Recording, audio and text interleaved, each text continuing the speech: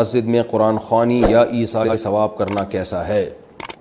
قرآن خوانی یا مسجد میں اجتماعی طور پر ایصال ثواب کرنا جائز نہیں ہے، بدعت عمل ہے۔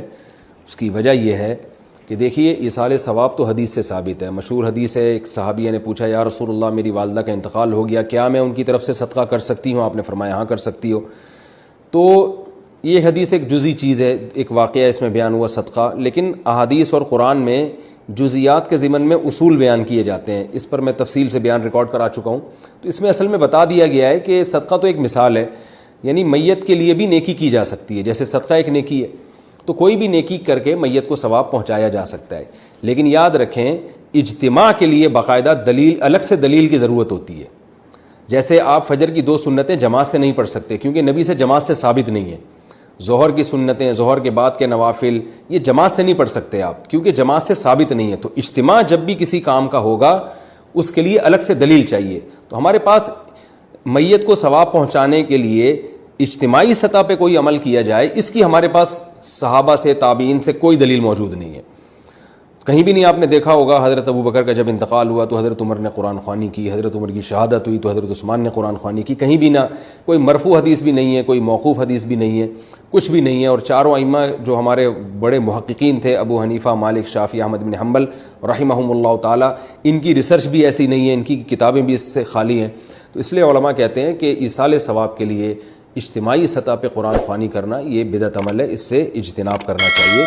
اپنے طور پر جسے پشتو میں کہتے ہیں بھائی اخپل طریقے سے کوئی بھی نیکی کر کے میت کو ثواب پہنچا سکتا ہے، چاہے وہ قرآن ہو، چاہے بہتر تو یہ کہ جو حدیث میں جس کا ذکر ہے صدقہ، اس کو فوکس کرنا چاہیے۔ لوگ آج کل صدقہ تو خیرات کر نہیں رہے جس کا حدیث میں صراحتاً ذکر ہے، جس کا صراحتاً ذکر نہیں ہے قرآن پڑھنا یا نوافل پڑھنا میت کے لیے، اس کو زیادہ فوکس کر رہے ہیں۔ تو ٹھیک ہے اس کا صراحتاً نہیں اشارتاً ذکر ہے، لیکن جس چیز کا صراحتاً ذکر ہے اس کو زیادہ فوکس کرنا چاہیے۔ صدقہ خیرات کا حدیث میں منصوص ہے یہ، تو اس لیے میت کو ثواب پہنچانے کا سب سے بہترین طریقہ یہ ہے کہ میت کے لیے صدقات و خیرات کیے جائیں، اور وہ بھی انفرادی طور پر۔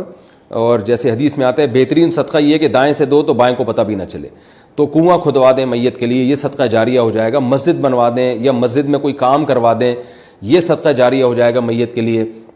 یا کوئی بھی خیر کا کام آپ کریں گے انشاءاللہ جس میں آپ کے پیسے خرچ ہو رہے ہیں، تو یہ بڑا صدقہ جاریہ ہوگا۔ جب تک وہ کام چلتا رہے گا میت کو بھی ثواب ملتا رہے گا، تو اس کو زیادہ فوکس کرنا چاہیے۔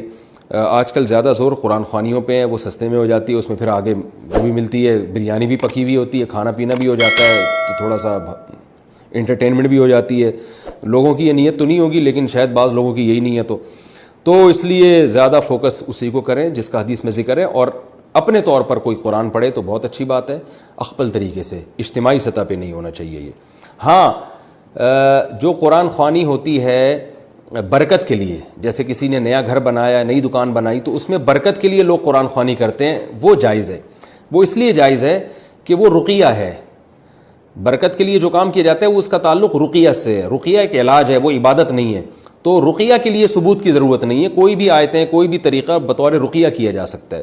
تو بعض علماء تو اس کے بھی قائل نہیں ہیں کہ برکت کے لیے بھی قرآن خوانی اس لیے جائز نہیں کہ لوگ اس کو بھی عبادت سمجھتے ہیں، اور وہ ایصال ثواب والی قرآن خوانی اور برکت والی قرآن خوانی میں لوگ فرق نہیں کرتے، تو اس سے بدعت کی ترویج ہوتی ہے۔ جو مفتی رشید احمد صاحب رحمہ اللہ تعالیٰ تھے، ہمارے شیخ تھے، ان کی یہی رائے تھی کہ برکت کے لیے قرآن خوانی بھی جائز نہیں ہے، بلکہ اپنے طور پر اس میں جو ہے برکت کے لیے آپ قرآن پڑھیں اپنے طور پر۔ اور وہ کہتے تھے سب سے بہتر تو یہ گناہوں سے بچیں اور ایمانداری سے آپ دکان میں تجارت کریں، تو یہ سب سے بڑی برکت کی چیز ہے۔ قرآن خوانی کروا لیتے ہیں، اگلے دن سے کسٹمر کو ٹھگنا شروع کر دیتے ہیں اور سمجھتے ہیں کہ برکت ہو جائے گی، اور جانداروں کی تصویریں لٹکائی ہوئی ہوتی ہیں جو برکت کو ختم کر دیتی ہیں۔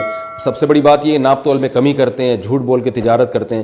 لیکن بہرحال جمہور علماء کا یہی قول ہے کہ برکت کے لیے کوئی قرآن خوانی کرنا چاہے تو اس کا تعلق چونکہ رقیہ سے ہے، لہذا اس کی گنجائش ہے، لیکن ایصال ثواب کے لیے قرآن خوانی کی گنجائش نہیں۔